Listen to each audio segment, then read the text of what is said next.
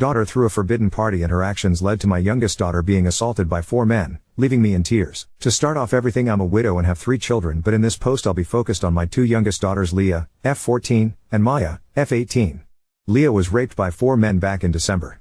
How this incident accrued was Maya threw a party while I was working the night shift and 4 of the boys that were attendants at this party assaulted Leah. It's been devastating to say the least. Leah has lost all of her spark and quit cheer. Plus on top of it, she opted out of her freshman year by just continuing to do courses online. She doesn't sleep in her room anymore but with me and just wears my late husband's hoodies all day, and I feel so helpless as a mother because I don't know how I can help her. Throughout the investigation a lot of things came out regarding Maya's part in this. She did not set up her little sister, however I feel like she severely neglected her, and all of this could have been avoided if she just followed my rules. I never approved a party. I left in her charge of watching Leah, and before you guys say well you're her mother, it's not her job to watch your kid, but the thing is, it was her job.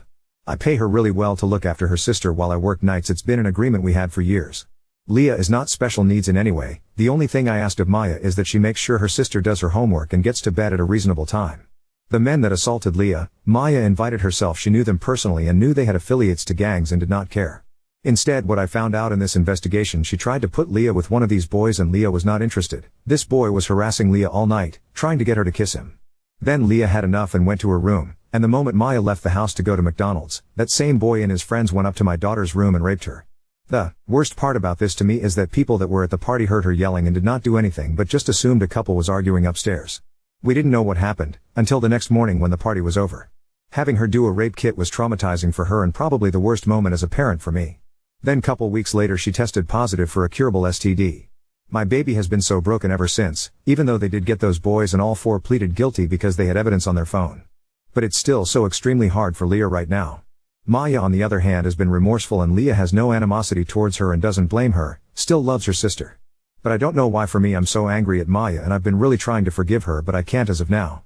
I can't even look at her without not wanting to lash out. Her prom is next weekend and I honestly couldn't care less. She tries to have conversations with me, but it's hard for me to show any interest in them. I don't hate my daughter, I still love her. But I just have strong dislike for her right now. I've been reading self-help books trying to learn how to address this properly. I feel like I can't open up to anyone about this in life. I guess this may be cry for help as a mother. Edit, thank you for all the feedback. The most repetitive question I'm seeing is if Maya still watches Leah? The answer is hell no. I don't trust her anymore and it might take years to get it back. I'm on a leave of absence currently. Also, Leah is not therapy as of right now. She expressed to me she's not ready for that. I think after the sentencing she might be open to it. Maya is also in therapy but skips a lot of appointments, and I'm in therapy too, and it's been helping me remain calm throughout this situation and not want to lash out at Maya.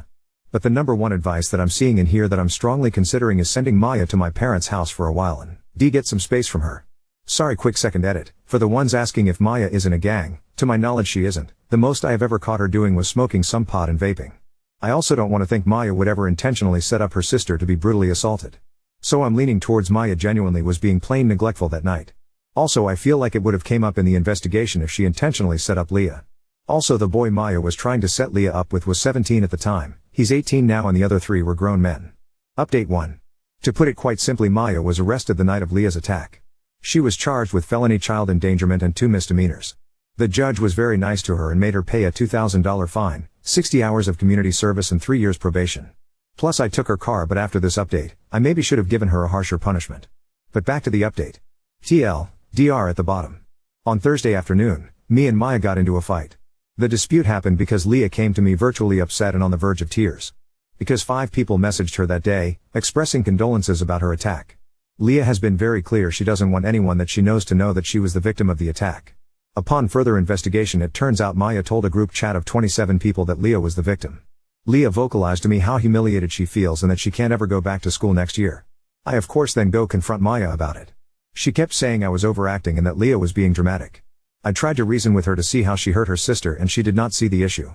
She stopped me off mid-lecture from me and said, "Jesus Christ, Mom, you need to let her deal with this shit instead of always rushing to her defense. Leah is not different from other women in the world that deal with rape, at least they don't make it their entire personality like she does. Also, she's fine." I literally overheard her talk to a boy on the phone last night. It just clicked for me at that moment that she was not actually remorseful at all and that I just witnessed her mask slip. I just responded with "pack your shit up," and that she will be staying with my parents until I allow her back. That's exactly what she did. But the next morning I got a text from Maya to meet her at her therapist appointment that was later that day. Looking back, I wish I had never gone because her therapist majority of the visit only saw her POV, but at the start of the appointment, it opened up with Maya apologizing and explaining her thought process of why she told her friends, and it was because she was venting. Plus she didn't think of it as a big deal because it's public case that was on the news and Leah seems fine these days. Leah is listed as a Jane Doe and not named nowhere, but I digress. We then get into the nitty-gritty of it all. Maya then tells me in front of the therapist that she feels emotionally neglected by me and that I never seemed to care about her trauma when it came to the situation. Which is for her is having to stay in jail for a weekend and losing one of her friends, which is one of Leah's literal rapist. I wish I can say I'm joking, but I'm dead serious. We were talking about that for the first 30 minutes. Her therapist was guilt-tripping me for not being more emotionally there for Maya and that I should try to see as her mom since their father is no longer with us. But call me an awful parent, but I don't want to be emotionally there for Maya if it involves me having to help her mourn the friendship of the person that ruined her sister's life. The therapist was on one especially since she kept referring to what happened to Leah as an accident or that Leah seems happier these days because that's what Maya has been telling her, when Leah is quite literally high off antidepressants and still scores extremely low on the mental health evaluation. But and only just had an outburst. Feel free to skip over the next paragraph, because there is a massive trigger warning. I get very graphic here. But I'm just reiterating what I said. What I said to both Maya and her therapist was, I think it's kinda disgusting that the two of you are refusing to acknowledge Leah's trauma in this and keep referring to it as an accident.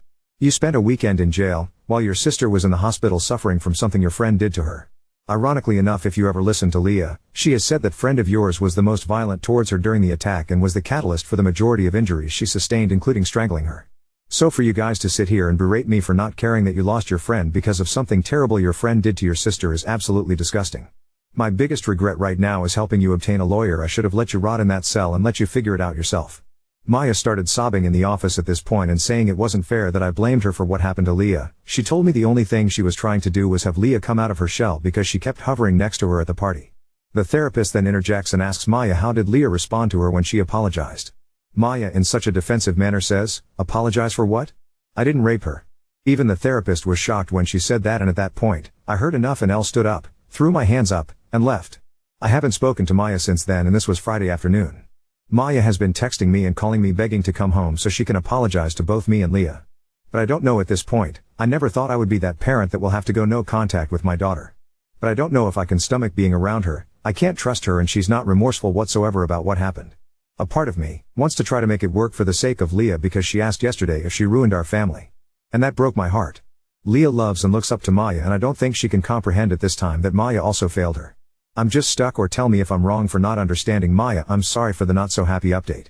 So I should say what happened that morning. At this point, I come home at 8:30ish am from work and my house was trashed and couple of Maya's friends were still there.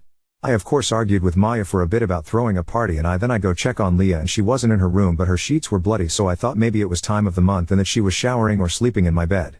But when I checked my room I did not see her. I started calling Leah and her phone did ring and I heard it come from my closet. It's a walk-in, and I see her wrapped in a blanket like a cocoon. I then shake her to wake up and she wasn't waking up and I then try to unwrap and that's when I noticed her scalp bleeding and I saw abrasions around her neck. So I started screaming someone call 911 and Leah starts waking up in the ambulance and she starts crying and the first thing she told me is Maya's friend raped her and that she can't get up because she's in so much pain. When the police and ambulance show up and I honestly didn't care about Maya in that moment, all I told her was to be honest with the police and she should be fine. I didn't know what I know now at this point. They take her to precinct and the cops interrogated her and after getting a medical report for what happened to Leah, they decided to charge her with child endangerment. I did not see Maya's reaction to when they told her about what happened to Leah. But when she saw Leah once she got out of jail she gave her a big hug and I thought it was a sweet moment. The only red flag that stands out to me from that time is, Maya did not cooperate fully about giving T names because she said she forgot. Luckily DNA results from the crime scene and on Leah, which all four of Leah's rapists were already in the system for other crimes. One even being on probation, so they were easy to find and it was dominoes effect after that. So my oldest is my son. He got married a month before everything went down and I didn't want to drag him in too much about Maya, because I want him to enjoy the newlywed phase with his wife. Him and his wife are very supportive and his wife takes Leah all the time for sleepovers or just to get her out of the house. I know I'm probably not alone with dealing with this, but my daughter, F14, has been so extremely depressed, rightfully so. She went through 2 traumatic events in the span of 4 years at her young age.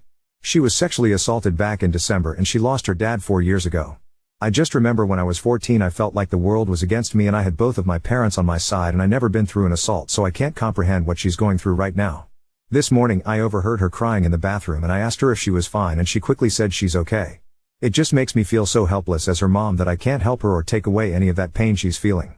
I can't even fully relate to her. Because I haven't been sexually assaulted before and both my parents are still alive. So I feel like I'm a horrible mom because I can't guide her and help her with the situation at hand. I feel like as a mom I should have all the answers and I don't. I just know in her head every time I try to comfort her she thinks, what is this woman talking about, because I feel like I don't know what I'm talking about 99.9% of the time. So any other moms that can relate, please drop some helpful tips.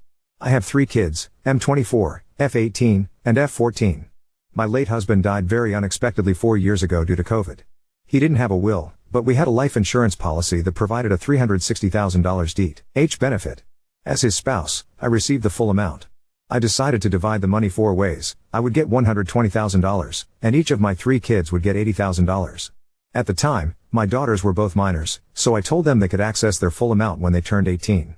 However, if they ever wanted to do something pricey, I would allow them to use some of their share. Most of their needs were taken care of by me. My son was over 18, so I gave him his share right away. This arrangement was a verbal agreement, and I intended to follow through with it fully. Recently, however, my middle daughter, we will call her Maya, was arrested in December for child endangerment because she severely neglected her little sister, leading to something awful happening under her care. She had to use some of her $80,000 to pay for lawyer and court fees, which left her with about $65,000. Fast forward to today, and my youngest daughter is still struggling significantly. During her checkups, she scores very low on mental health evaluations and is on a high dosage of antidepressants. She often jokes that if she were to tell us or the doctors how she truly feels, she would be put in a psych ward. Maya no longer lives with us as I felt her presence was doing more harm than good to her sister. She's staying with my parents for now but has been begging me to give her the money I promised after she graduated. I've been hesitant to do so. My sister, who is familiar with the situation, believes Maya doesn't deserve the money and that I should use it to stay home longer with my youngest, who will be alone during the day once I return to work soon. With my youngest declining mental health and school being out, I'm very worried about her. Maya is about to go off to college, and I know most of the money would go toward that. However, I'm still very angry with Maya for the pain she caused her sister. I'm having a hard time making this decision. So, wth if I kept her inheritance? Edit, I didn't expect many comments but I reading through all them, to the ones that are asking what would husband say if he was here. I honestly don't know, that's why I'm conflicted. A part of me want to think he would honestly say for me to give Maya the money so she go to college, because college was important to him. But also another part of me knows if he heard the details about what happened to Leah he would be way brutal than I am and disown her permanently, so it's hard to make a call on what would he want when I don't know. Update 2. My daughter Leah, F14, has been having a tough time with the aftermath of her rape last December. This past week has been particularly the worst for us. It started last Tuesday when a sheriff and another official visited our home. They informed us that one of Leah's rapists, the one who filmed the assault, had shared the video within a group, and now it's circulating on parts of the dark web. The video was filmed in Leah's room. It contained identifiable objects that revealed where she went to school. I was devastated upon hearing this news. Leah's reaction surprised me. She didn't cry or show much emotion. Instead, she simply shrugged and said, "I figured," before just sitting there in silence. The officials reassured us that it's uncommon for perpetrators to surface in such cases, but they felt obligated to inform us for safety reasons. After they left, Leah resumed acting as if nothing had happened, almost overly cheerful. I attempted to discuss it with her several times, but she avoided the topic. This behavior persisted throughout the week until she unexpectedly revealed that she had written a victim impact statement and wanted to read it herself in court, rather than allowing the prosecutor to do so. She felt that since there was no trial, only the charges against the rapist were known, not the details of what she endured. Her statement is a detailed account of that horrific night, but she has yet to read it to me in its entirety because she breaks down in tears every time she tries.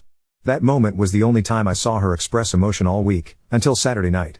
That evening, Leah appeared unusually cheerful again and mentioned going to bed early around 8 p.m. I didn't think much of it until I received a call from one of Leah's closest friends' mother. She was concerned because Leah's last message to her daughter was a note expressing love and asking her to check on her. I rushed to Leah's room and found she had attempted to overdose on ZQuil.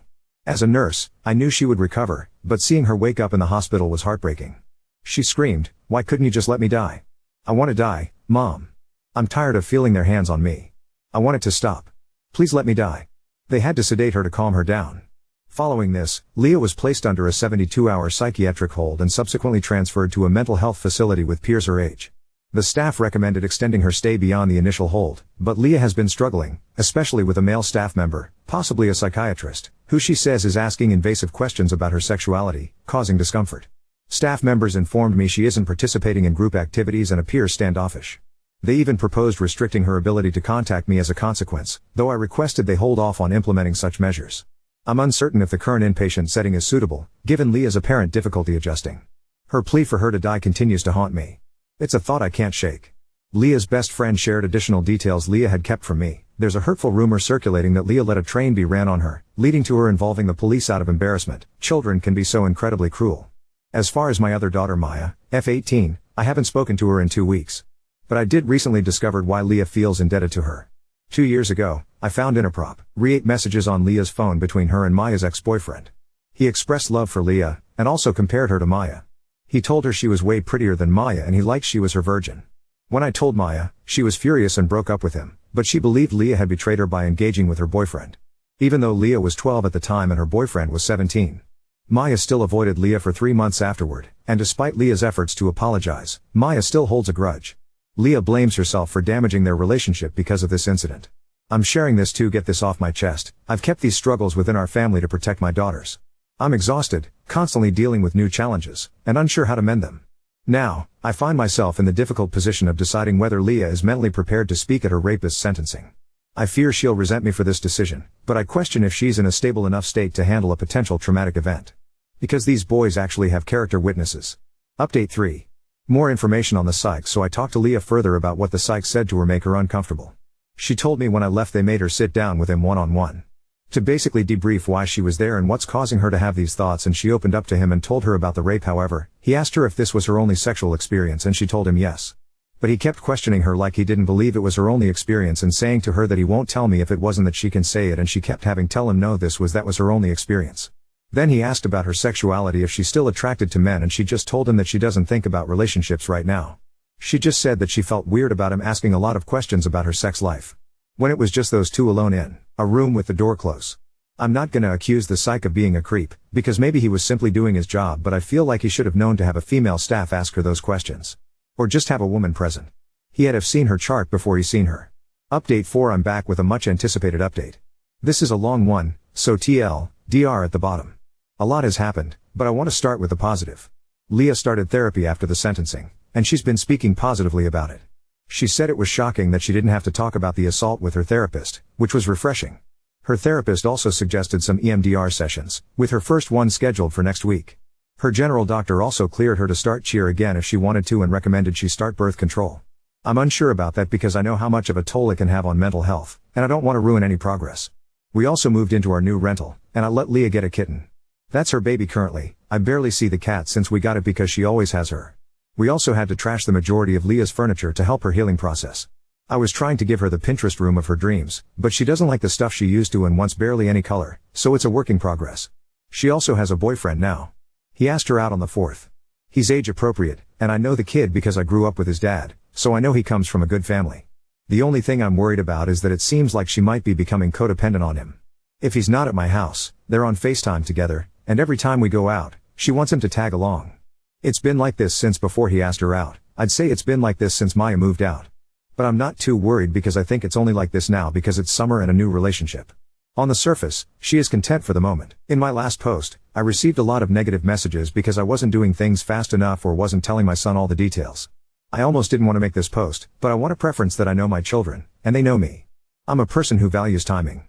Before I said anything to my other kids, I wanted to make sure I had facts, not assumptions. I wanted to schedule a meeting with a detective who interrogated Maya to tell him everything, so I knew in my heart I tried my best to hold my daughter accountable for her actions. When I met with the detective, he told me he did investigate Maya, but there wasn't enough evidence. Even with everything I told him, it's not enough to indict her, so he can only charge her with child endangerment for leaving a minor she was watching in a house with a registered sex offender. However, he validated everything I thought and reassured me. He also told me that it's estimated that Leah's attack lasted close to 2 hours, during which 2 of the defendants had enough time to rape her twice, and Maya never went upstairs to check nor showed any concern while being questioned, which triggered him to arrest her. He also said he investigated a lot of sex crimes, but this case disturbed him because there were so many bystanders knew something bad might be happening but didn't intervene. Everyone failed Leah, not just Maya, and he advised me to keep that in mind. I met with my son and his wife before the sentencing. He was more disappointed than upset. He felt it in his gut but thought Maya wouldn't do it intentionally. My son and Dill told me they always felt Maya was jealous or threatened by Leah. My son noticed it when Leah got her braces off and started growing into her face, attracting Maya's friends to talk to her more because I guess she's considered the nice sister among those two. My Dill said she witnessed it firsthand during the bridesmaid dress fitting. Maya refused to compliment Leah but critiqued her instead. When my Dill told Maya that Leah would unlock so much potential once she realized her beauty and ignored her bullies, Maya said, "I know, That's why I have to humble her. My dill thought it was weird but didn't think much of it until now. They also told me that Maya blocked them as soon as I threw her out, and now they know why. The sentencing wasn't as bad as I thought it would be. Leah said she initially thought it was boring. The character witnesses for the rapists were, of course, their moms and dads. One mom said that this was an awful night and that we need to stop spreading more hurt. One dad said his son was sexually abused at Leah's age and that Leah must have triggered that in him. Leah wasn't fazed by this. She told me she ignored them, but I could tell it bothered her. Leah decided to do a video and read her victim impact statement, and I was so extremely proud of her. All 4 rapists apologized to Leah in their statements to the judge, but she didn't look at them. She heard them and felt that only one was genuinely sorry, the others gave robotic responses. 2 of the rapists were sentenced to 10 years but could get out as soon as 6 years. The one who recorded it got 12 years because of his prior convictions, and the prosecutor told me he might be in there for 20+ years due to a separate CP charge. Maya's friend, the one Leah fears the most, got 14 years, with the judge noting he should serve the full term and not be paroled because he got in trouble for doing something similar in the past. Leah was okay with their sentencing, though she wished they all got 14 years. She will be notified if they get out early or if there are any parole hearings. Maya was there according to my son, but she stayed way in the back and immediately left after the court was adjourned. Some of the rapists' families tried to talk and apologize to Leah directly, which was the only thing that freaked her out. Other than that, I think she was fine. While we were driving back home, we started debriefing everything, and I tried to explain the process of what's going to happen next. When we got home, Leah told me it was weird that one of the rapists referred to Maya as his friend because there was no way Maya would be friends with someone like that. My face turned white when she said this. I knew it was time to tell her, so I said, I've been meaning to tell you this. There are many reasons why I'm upset with your sister.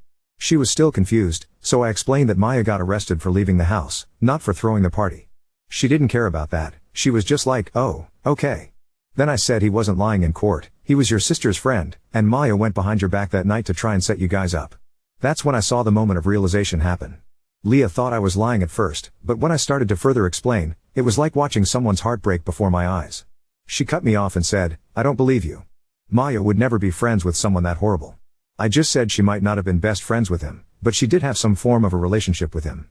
Leah responded, Mom, that is really bad if that's true. No one understands how mean he was to me. All day, I had to sit in the courtroom hearing he was such a good person when it's not true. Why doesn't no one believe that? I started apologizing to her at this point, and she pulled out her phone and called Maya. Maya answered with a very cheerful hello, and Leah got straight to the point, asking if she was ever friends with her rapist. I honestly thought Maya was going to lie, but she said she was before it happened. Leah then asked if she was trying to get her to date him, and Maya told the truth and said yes. Leah hung up on her before Maya tried to explain herself and Leah started shaking really badly while typing on her phone. I realized now she was blocking Maya on everything. After she was done, she looked up at me with tears in her eyes and said, Mom, why does she hate me so much? What did I ever do to her? I've been trying to be her friend, and she still hates me. Why? We cried together for the rest of the day honestly. The next day, Leah told me she's done with Maya and wants nothing to do with her for a while.